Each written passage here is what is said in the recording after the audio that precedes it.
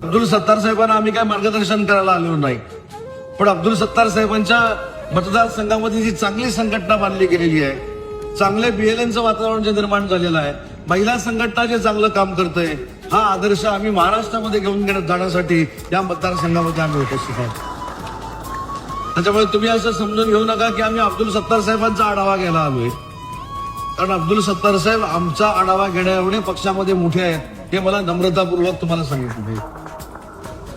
आणि म्हणून सत्तार साहेब, तुम्ही ज्या पद्धतीनं पक्षाची भूमिका या ठिकाणी मांडली, पक्षाकडनं ज्या अपेक्षा आपण व्यक्त केल्या, साहेबांकडे काही संदेश पोहोचवण्याची आपण विनंती केली, या मागची तळमळ आम्ही समजू शकतो. आणि तुम्ही मतदारसंघ बांधत असताना या लोकांसाठी केलेलं काम आम्ही समजू शकतो. हा मतदारसंघ बांधण्यासाठी केलेली तपश्चर्या आम्ही समजू शकतो, कारण आम्ही सगळे देखील याच फेजमधनं गेलेले कार्यकर्ते आहोत.